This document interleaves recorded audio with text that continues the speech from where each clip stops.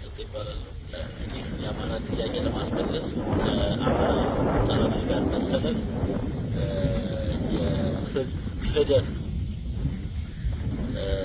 ከወያኔ ጋር ተሰልፎ ከህወሓት ጋር ተሰልፎ የአማራን ህዝብ ጥያቄ አስመልሳለሁ የሚል አማራ ፋኖስ የሚንቀሳቀስ አመራርና አባል በህዝባችን ላይ ታሪካዊ ክህደት እየፈጸመ መሆኑን ከድርጊቱ ሊታቀብ እንደሚገባ ማስጠንቀቂያም ማሳሰቢያ መስጠት እፈልጋለሁ።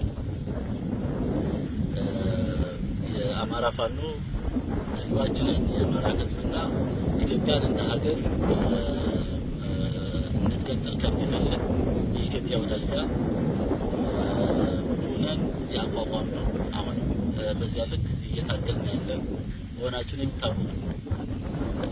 ይህንን ግን ወደ ጎን በመተው የወጡበትን ዓላማ ወደ ጎን በመተው የህዝቡን ትግል እና የፋኖን ትግል ጠልፎ ለታሪካዊ ጠላቶቻችን ሰጥተው የአማራ ህዝብ ጥያቄም እንዳይመለስ ሌላው ኢትዮጵያ የምትበተን የሚፈልግ ኃይልና በዚያ ልክ የሚንቀሳቀስ አካል እንዳለ በግልጽ አይተናል ማለት ነው።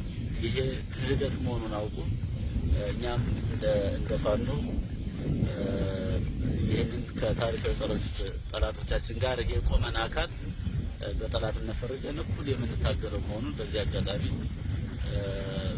ማስረዳት ፈልጋለሁ። የወያኔን ዓላማ ይሄውም ደግሞ ኢትዮጵያ እንድትበታተንና ደካማ ሀገር እንድትሆን የሚፈልግ አውዳሚ ስብስብ እንደሆነና በህዝብ ትግል አንድ አካባቢ ላይ እንደመሸገም ይታወቅ ነው። የዚህ አጋርና የዚህ ፈረስ ሆኖ መምጣት ግን ክህደት በመሆኑ ማቆም እንዳለባቸው በፋኖ ስም የሚንቀሳቀስ በነፃ አውጪ ስም የሚንቀሳቀስ በአርበኝነት ስም የሚንቀሳቀስ ማንኛውም አካል ሊያቆም እንደሚገባ መናገር ፈልጋለሁ።